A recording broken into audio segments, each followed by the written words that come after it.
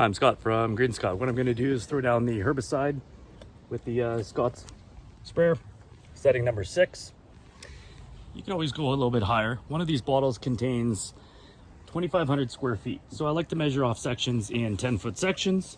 And this area right here, you can see, is about 2,500 square feet, which will give you one full bottle. And that'll be with really severe saturation of the entire area here. And watering it would probably take about 10 minutes on setting 6. You can see here also a lot of the older homes and even the new homes nowadays, they don't seem to put down the best soil. So what I've picked up here is a garden type soil, and inside of it you can actually see it's got peat moss, sand, a little bit of compost. So I'm going to rake up all these pine needles. I'm going to dig this area down a little bit, and maybe an inch, and then add this new granulated type garden mix, which is going to be significantly better for the nutrients. Then I'm going to aerate with the little aeration wheel here attached to my lawnmower. That's going to aerate, punch in a bunch of holes.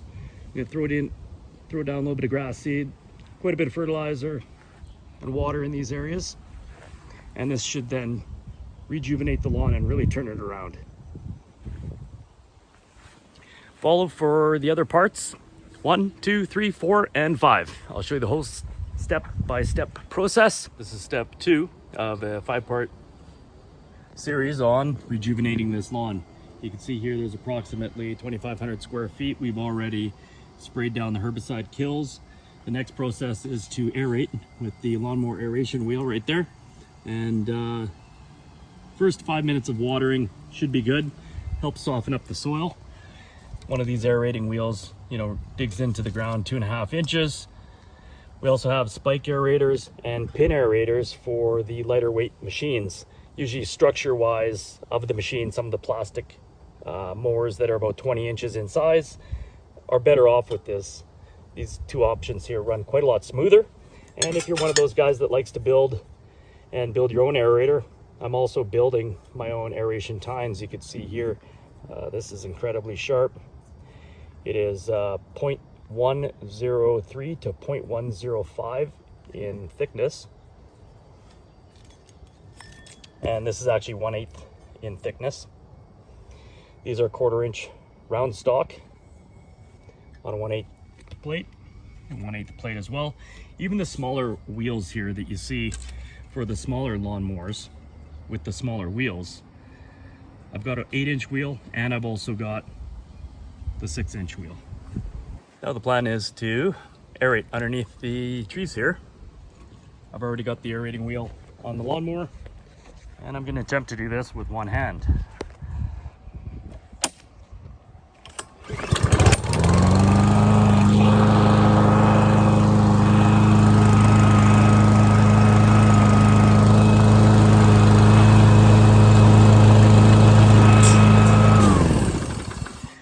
You can see here the cores are pushing out. Use this little twig or stick. That's not going to work. Here we go. That then clearly illustrates that it's working. You can see here this 1-inch hole there. Go back a ways. Yeah, there's another hole. Another hole. And you can see just that little bit of moisture, really helps soften up the soil and increases the aeration. I probably only watered here for about 30 seconds or so. Some of the holes are only an inch because this ground here is really dense with tree roots. So over in this area, significantly softer because you do have a drain spout. And over in those areas over there, you're gonna get a lot better penetration. This area, it's all dirt.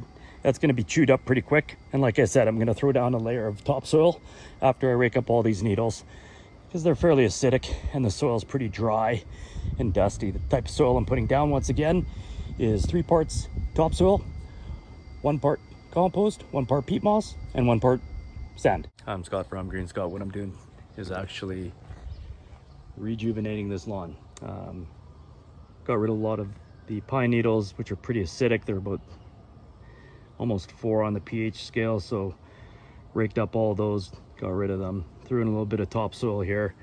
I could probably throw down another yard, I think, after some of this seed is laid down. You want to choose setting 8 for the bare spots, and then setting 4 for the areas where there is grass that's being grown. I didn't really want to put down too much in the way of topsoil, only because you'll end up just killing off the grass, right? So I do want to keep some of the grass there. Otherwise it's just a big dirt mess, and you're gonna get water running off, and it's gonna make a mess. Other than that, I did do the aerating prior to putting down the garden mix, because I want that to kind of recomposite the soil structure, I guess. I want that soil to kind of be driven down so that the new seedlings can actually grab some really good soil and kind of take root. I did go over the area twice with the Green Scott aerator, and that is a core aerator. You could also use a spike aerator or a pin aerator. I couldn't see either one being too much different, just smaller holes, and I'm pretty sure the seeds aren't going to argue with that, right? They're just going to go down the holes and start growing. Yeah, it's a pretty cool process to see, you know, small steps, and I'm trying to do this on the cheap, right? I don't want to get too expensive. I mean, soil per yard Canadian is $55, and that is that garden mix type soil. So I think I'm going to probably do another maybe yard, like I said, and kind of spread it out throughout this area, just to kind of level off some of the spots. Although it's not too shabby for an older home. I was going to mention some of the houses usually have just standard topsoil, right? And that's the reason I'm choosing the garden type mix. It's to replace that dry, silty type soil. You can see over here underneath the tree where this dry, extremely dry soil is. And then in comparison to over here, which is the garden mix, so much more darker, and it actually holds a lot more of the moisture overnight, right? Which is great. Keep posted for the next step, which is fertilizing. I'm Scott with Green Scott. Today I'm throwing down some fertilizer. This is a nitrogen, phosphorus, and potassium fertilizer. It also has 2% iron in it. Prior to this work, you can see the patchy areas. Those were low spots that I filled in with a garden mix and threw down the grass seed. I also aerated the lawn with one of my little aeration wheels. You can see here that some of the topsoil is still retaining the water, which is awesome. Whereas back when the house was built, they just threw down this topsoil, and you can see here that it's just not retaining water. Whereas the garden mix is 3 parts topsoil, 1 part peat moss, 1 part sand, and 1 part compost. And that's really going to give that grass the nutrients that it needs. So the next step is to add in the nitrogen and the iron, which is really going to green this up. It's also going to make it grow really quickly. If you use 1 pound per 1,000 feet, that's fast growth. You're going to really get some definite good growth out of your grass. I definitely wouldn't recommend too much more than that, because what's going to happen is your lawn is actually going to grow so much, you're not really going to be able to mow it as quick as it's growing, or at least you'll slack on it. The grass will end up falling over and just not be as healthy as if it were to just stay around 3.5 to 3 inches in length. Follow more, and I'll show you actually how to make iron for your grass the cheap way.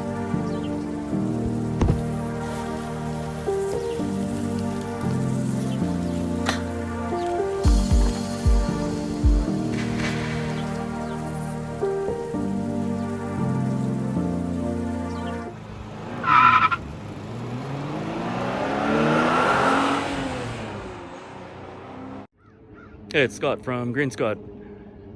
Planted a lot of grass down there. Did the topsoil with 3 parts topsoil, 1 part compost, 1 part peat moss, 1 part sand. Also did the Killex, as well as because the Weed Be Gone has some different herbicides in it that kills quackgrass and things like that. I ended up using that as well, kind of focusing in on a couple key areas underneath the spruce trees. And you could definitely see within 3 weeks, this lawn's definitely greening up. A lot of the new seed has really taken.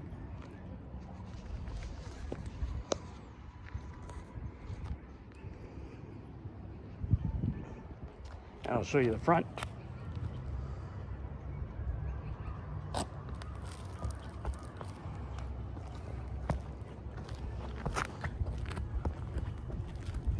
And even the side here. Fair amount of shade in this area. And you can see underneath these trees, these spruce trees, the grass took really well.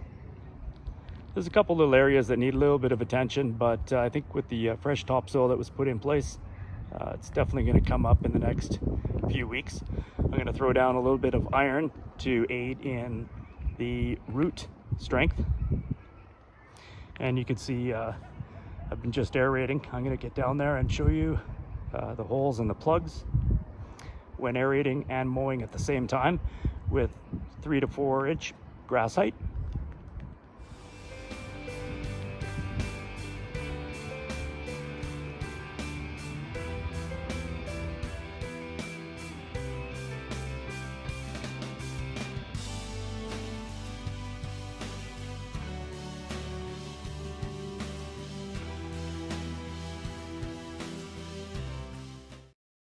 This here was one of the areas that I was focusing on underneath these trees.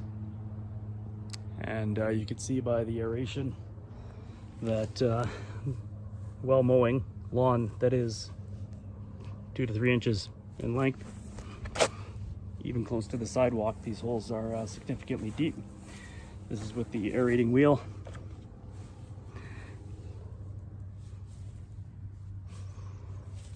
Cores seem to break off every ½ inch or so, although the hole depth usually ranges from 1 inch to 2 inches, as the tines are just over 2 and maybe 3/8 to 2½ inches in length. And you can see how green this took up in just a few weeks. The garden mix that I added on is 3 parts topsoil, 1 part peat moss, 1 part compost, and 1 part sand. Like, you can just see this length, it's awesome. Little to no effort. A little bit of water, Killex, Weed Be Gone.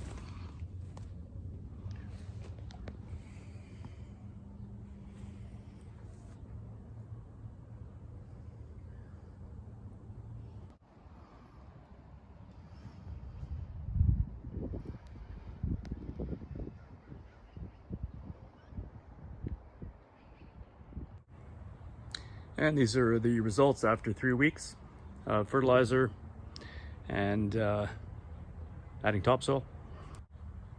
Fair amount of water. I did keep the seed wet, which is definitely important.